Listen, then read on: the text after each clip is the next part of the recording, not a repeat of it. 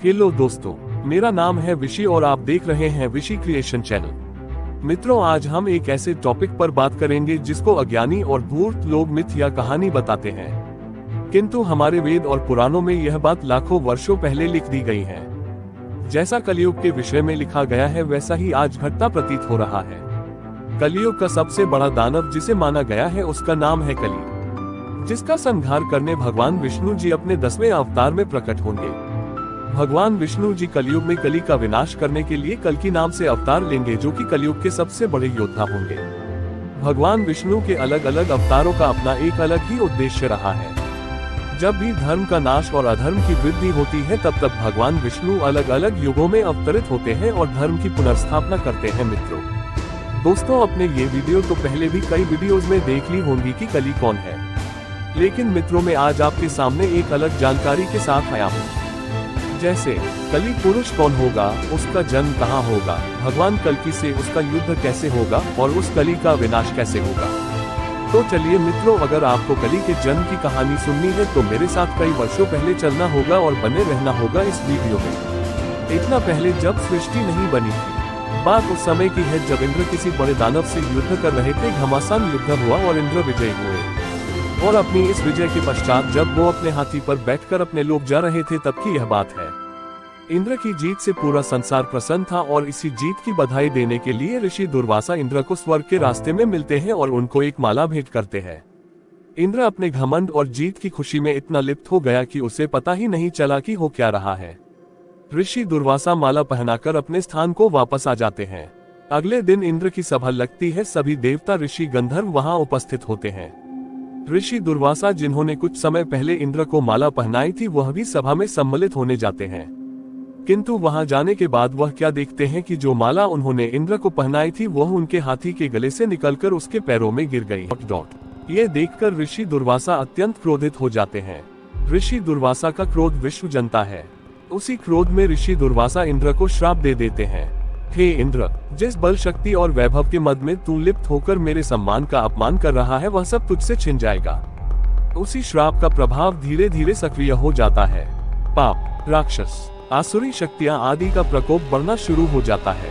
देवताओं की शक्तियां छिन होने लगती हैं। देवता कमजोर होने लगते हैं। इंद्र के सिंहासन छीनने की भी स्थिति बन जाती है। तब सभी देवता इंद्र के साथ मिलकर भगवान विष्णु के पास जाते हैं और पूरे दृश्य को भगवान विष्णु जी के सामने रखते हैं। तब भगवान विष्णु इसका एक उपाय बताए हैं। वो कहते हैं कि इसके स्थिति को सुधारने के लिए समुद्र मंथन करना होगा, जिसके लिए मंद्रांचल पर्वत की आवश्यकता होगी। उस पर्वत को सिर्फ भगवान विष्णु जी का वाहन गरुड़ अपनी चोंच में उठाकर ला सकते हैं। परंतु मित्रों, इसमें भी कंडीशन ये थी कि मंथन को देवता अकेले नहीं कर सकते थे। उसके लिए भी उनको राक्षसों की जरूरत पड़ने वाली थी। इसलिए भगवान विष्णु ने बताया कि इंद्र, तुम राजा बलि के पास जाओ, जो कि असुरों के राजा हैं। वो असुरों को मंथन के लिए मना सकते। तो अब इंद्र और सभी देवतागण राजा बलि के पास जाते हैं और असुरों के गुरु ऋषि शुक्राचार्य जी के कहने पर सभी असुर मंथन के लिए तैयार भी हो जाते हैं। मंथन की आवश्यकता क्यों हुई? इसके लिए भगवान विष्णु ने बताया कि मंथन से जो अमृत निकलेगा उसका सेवन करने से देवता फिर से अमर हो जाएंगे, असुरों से शक्तिशाली हो जाएंगे। मंथन हुआ और बहुत सारे रत्न, मणि, कामधेनु गाय, वासुकी नाग, विष भी निकला। वह हलाहल इतना भयंकर था कि संपूर्ण विश्व का नाश कर सकता था। देवता और असुर दोनों में से कोई भी उस विष को लेने से मना कर रहे थे। अंत में विश्व का कल्याण करने के लिए भगवान शिव वहां प्रकट हुए और उन्होंने वह विष का पान किया, जिसे मां पार्वती ने शिव के गले में ही रोक दिया। इसी दौरान विष की कुछ बूंदें कली नाम के असुर के मुंह में गिर गई, जिससे उसका भौतिक स्वरूप नष्ट हो गया। पर कली पूरी तरह नष्ट नहीं हुआ। अंत में जब अमृत निकला और उसे असुरों व देवताओं में बांटने का प्रकरण हुआ तब अमृत की कुछ बूंदें समुद्र में गिर गई, जो कि हरिद्वार, नासिक जैसी जगह पहुंच गई। इसीलिए उन सभी जगहों पर कुंभ का आयोजन प्रत्येक 12 वर्षों में होता है। कली के दादा अधर्म की शक्तियों से वह बूंदे कली के मुंह में चली गई और फिर से जन्म हुआ असुर कली का। कहा जाता है कि कली सतयुग में भी था, त्रेता में भी था, द्वापर में भी था, किंतु इन सभी युगों में भगवान विष्णु के अलग अलग अवतारों के उपस्थित होने के कारण वह बाहर नहीं आया। किंतु जैसे ही द्वापर अपनी आयु पूरी करने वाला था और जिस समय अर्जुन के पोते राजा परीक्षित का पूरी दुनिया में राज था, उस समय की यह घटना है। असुर कली एक चरवाहा के भेष में पृथ्वी पर आता है और माता पृथ्वी जो एक गाय के रूप में पृथ्वी पर भ्रमण करने आई होती है उनको मार रहा होता है। वहां से गुजरते हुए राजा परीक्षित जब ये दृश्य देखते हैं तो उनको बहुत क्रोध आ जाता है, लेकिन वह समझ चुके होते हैं कि चरवाहा के भेष में कोई इंसान नहीं, ये तो कली है। जैसे ही राजा परीक्षित उसे मारने के लिए अपना बाण निकालते हैं, असुर कली उनके पैरों में गिर जाता है और कहता कि ये पूरा युग मेरा है, आप मुझे समाप्त नहीं कर सकते। राजा परीक्षित कहते कि मैं तुझे अपने सामने भी नहीं रहने दे सकता। आज इस संसार में जितनी भी बुराई, छल, कपट है वह सब तेरी वजह से है, इसलिए तू मेरे राज्य से निकल जा।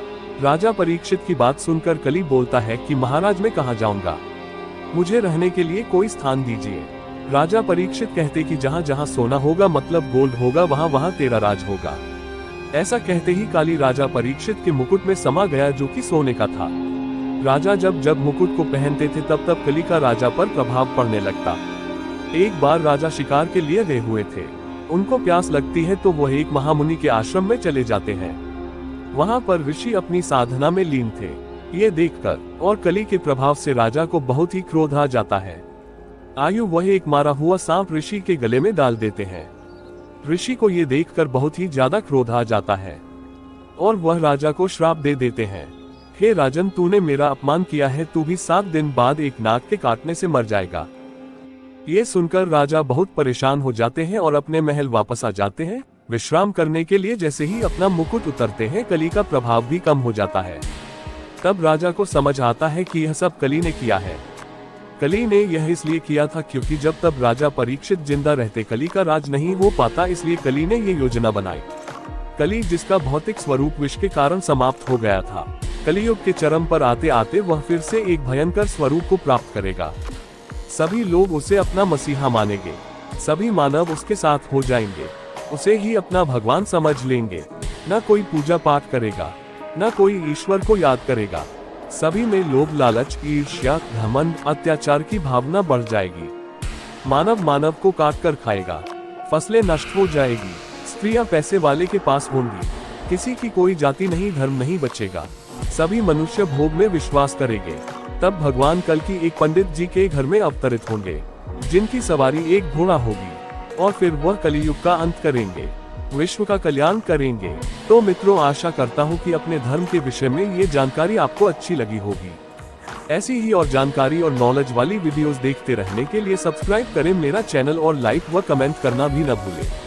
अपने वेदों की इस जानकारी को अपनों तक पहुँचने के लिए शेयर करें। मैं मिलता हूँ आपको अपनी एक नई और अलग वीडियो के साथ। तब तक के लिए नमस्कार।